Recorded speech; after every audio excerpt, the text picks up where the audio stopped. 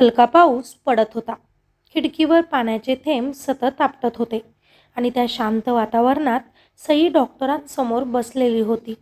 तिचे हात थरथरत होते, हृदय जोरात धडधडत होतं. डॉक्टरांनी तिच्याकडे एक नजर टाकली आणि हळू आवाजातच म्हणाल्या, सई, कॉंग्रॅच्युलेशन, तू प्रेग्नेंट आहेस. एक क्षणासाठी सगळं थांबल्यासारखं झालं. सईच्या कानात आवाज घुमत राहिला, प्रेग्नेंट आहेस. तिचे डोळे मोठे झाले आणि होठ थरथरले. प्रेग्नेंट? ती हळूच फुटफुटली. तिच्या हातात रिपोर्ट दिले गेले, पण ती ते नीट धरूही शकत नव्हती. मनात हजार प्रश्न, भीती आणि एकच विचार, आता मी आर्यनला काय सांगणार? क्लिनिकमधून बाहेर पडताना तिच्या डोळ्यांत पाणी होतं.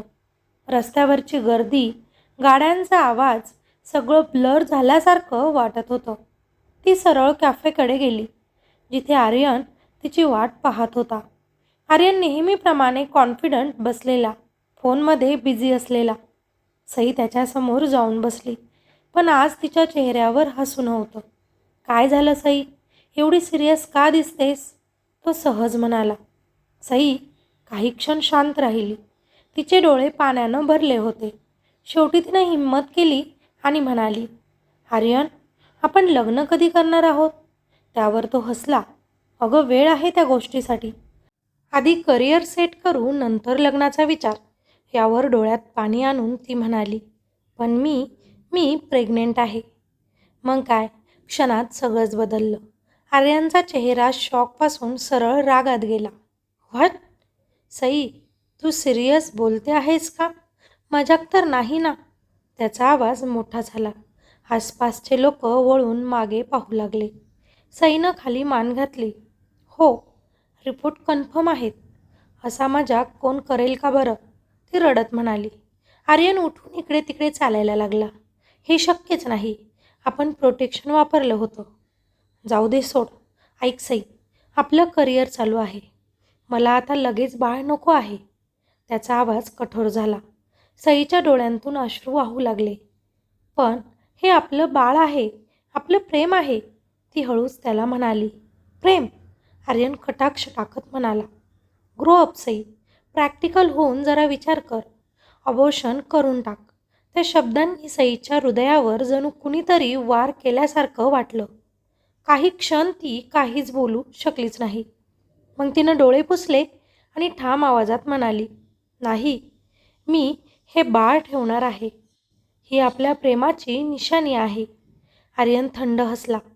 फाईन, मग मला यात काहीच इंटरेस्ट नाही. या तुझ्या निर्णयात मी तुझ्यासोबत नसेल. आपलं नातं इथेच संपलं, म्हणत तो टेबलवर पैसे ठेवून तिथून निघून गेला. सई तिथेच बसून राहिली. डोळ्यांतून अश्रू वाहत होते आणि मनात एकच विचार, आज माझं प्रेम हरलं आणि माझ्यातील आई पण जिंकलं. घरी पोहोचल्यावर तिची परीक्षा अजून कठीण होती. आई वडील समोर उभे होते. हे काय ऐकते मी? तू प्रेग्नेंट आहेस. आईचा आवाज थरथरत होता. वडील रागाने ओरडले. आपली इज्जत मातीमध्ये घातलीस तू. सई रडत म्हणाली, चूक झाली बाबा. मी कशी काय या सगळ्यात अडकत गेले मला समजलं नाही. पण आता त्याची शिक्षा मी माझ्या बाळाला कसं देणार? म्हणूनच मी एक मोठा निर्णय घेतला आहे.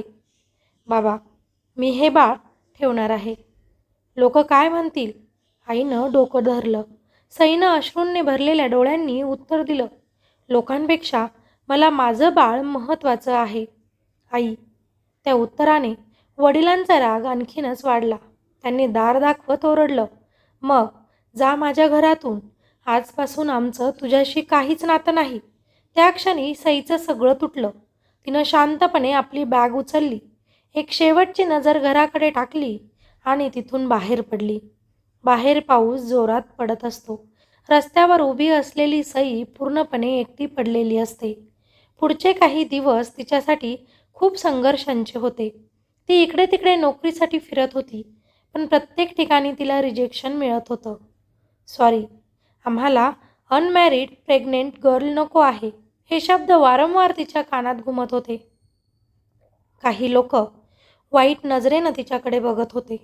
काही जण तिला दया दाखवत होते, पण कोणी साथ देत नव्हतं. भूक, थकवा आणि ताण सगळं एकत्र येत होतं. एका दिवशी ती रस्त्यावर चालत होती. पायात ताकद उरली नव्हती. अचानक तिला चक्कर आली. तिनं स्वतःला सावरण्याचा प्रयत्न केला, पण शरीराने साथ सोडली. त्याच क्षणी एक लक्झरी कार जोरात तिच्यासमोर येऊन थांबली. ब्रेकचा कर्कश आवाज झाला. कारमधून आदित्य बाहेर आला. उंच, confident, sharp personality. Are you blind? रस्त्यात का पडतेस? तो रागाने तिला बघत म्हणाला. पण पुढच्याच क्षणी त्याची नजर सईवर पडली. ती बेशुद्ध होती. त्याच्या चेहऱ्यावरचा राग हळूहळू काळजीत बदलला. ड्रायव्हरने विचारलं, सर, सोडून देऊ तिला? चला, उशीर होतोय आपल्याला. आदित्य काही क्षण शांत राहिला आणि मग म्हणाला, नाही, हॉस्पिटलला घेऊन जावं लागेल तिला. तो स्वतः सईला उचलतो, काळजीपूर्वक कारमध्ये ठेवतो आणि कार पुढे निघते. त्या रात्री पावसात सुरू झालेली ही भेट त्यांच्या आयुष्याचा सर्वात मोठा टर्निंग पॉईंट ठरणार होती. रात्रीचा काळोख पसरला होता. हॉस्पिटलच्या लांब कॉरिडॉरमध्ये शांतता होती. फक्त मशीनचा हलका बीप बीप आवाज. आदित्य भिंतीला टेकून उभा होता. चेहऱ्यावर नेहमीसारखाच कडकपणा, पण डोळ्यांत मात्र अस्वस्थतेची एक हलकी झलक होती.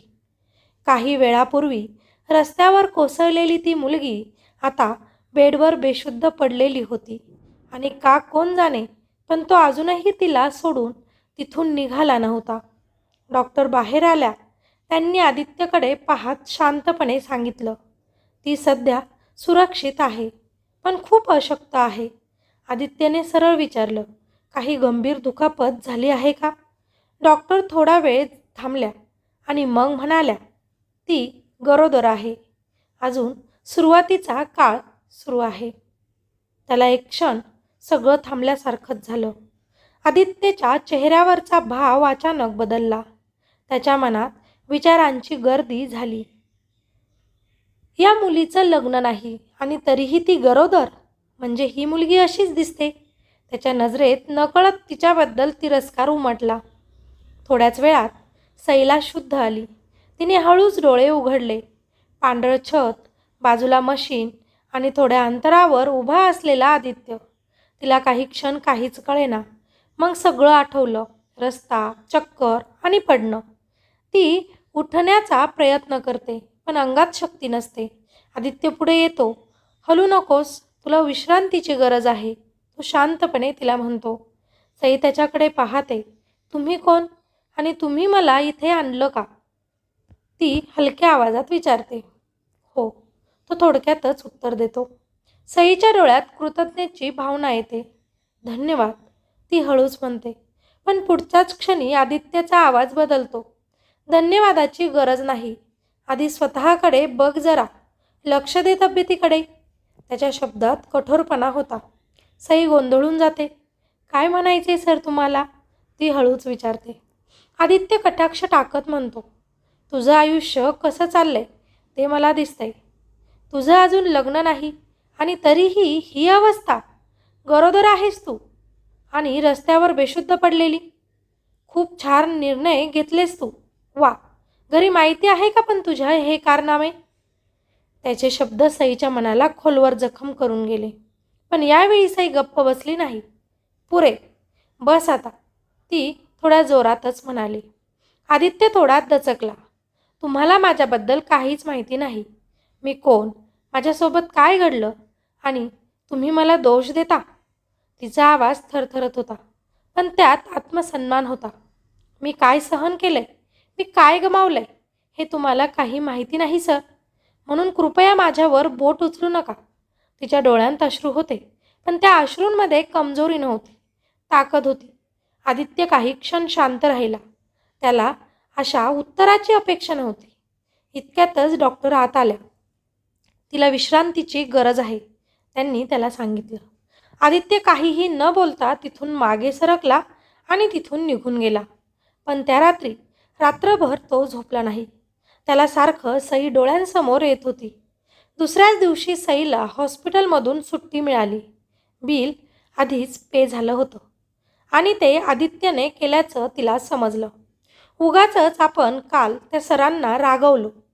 दुसरं कुणी असतं तर मला रस्त्यावर पडू दिलं असतं तसंच. त्यांचे आता उपकार आहेत माझ्यावर. विचार करत चालत चालत ती त्या हॉस्पिटलच्या बाहेर गेली.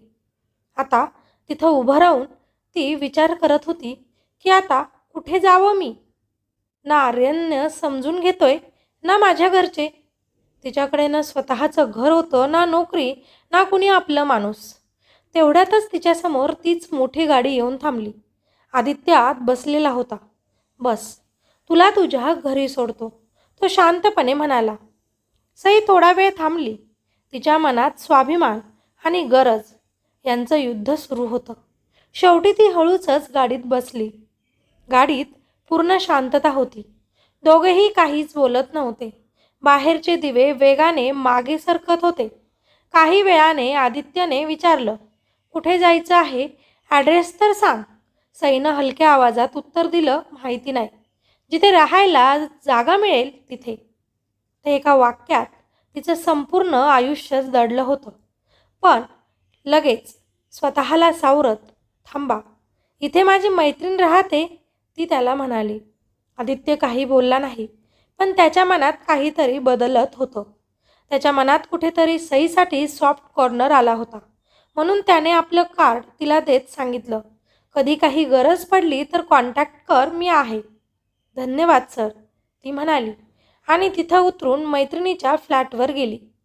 पण तिची मैत्रीण म्हणाली, हे बघ सई, आई बाबा थोडे दिवस काहीच बोलणार नाही मला, पण तू प्रेग्नेंट असल्याचं समजलं तर ते तुला इथे राहू देणार नाही.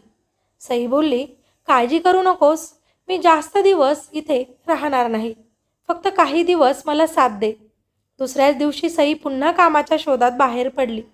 थकलेली पण हार न मानणारी. ती एका मोठ्या कंपनीत मुलाखतीसाठी गेली. रिसेप्शनवर उभी असताना अचानक तिला ओळखीचा आवाज ऐकू आला. सई, तू इथे काय करते आहेस? ती वळली. समोर आदित्य उभा होता. ती चकित झाली. सर, तुम्ही इथे? आदित्य हलकसं हसला. सई, ही माझीच कंपनी आहे. सई काही क्षण गप्प राहिली. अच्छा, काही कामासाठी आली आहेस? त्यानं विचारलं. हो, जॉब शोधत आहे, खूप गरज आहे, ती शांतपणे म्हणाली. आदित्य काही क्षण विचारात पडला, मग म्हणाला, चल माझ्यासोबत. तो तिला आत घेऊन गेला. व्यवस्थापकांच्या केबिनमध्ये जाऊन सरळ म्हणाला, ही सई आजपासून आपल्या ऑफिसमध्ये कामावर रुजू होईल. व्यवस्थापक चकितच झाला. पण सर, आदित्यने लगेच त्याच्याकडे एक कटाक्ष टाकला आणि तो गप्प बसला. सईला काहीच समजत नव्हतं. पण माझी मुलाखत? ती गोंधळूनच त्याच्याकडे बघत म्हणाली. आदित्य शांतपणे म्हणाला, तुझी मुलाखत झाली आहे त्या दिवशीच, कारमध्ये आणि हॉस्पिटलमध्ये, आणि तू पात्र ठरली आहेस.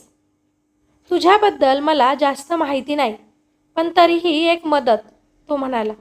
सईच्या डोळ्यात पाणी आलं. इतक्या दिवसांनी तिला एक संधी मिळाली होती स्वतःला सिद्ध करण्याची. धन्यवाद सर, ती भाऊक होऊन म्हणाली. आदित्य तिच्याकडे बघतच म्हणाला, धन्यवाद नको सई, फक्त स्वतःला सिद्ध कर.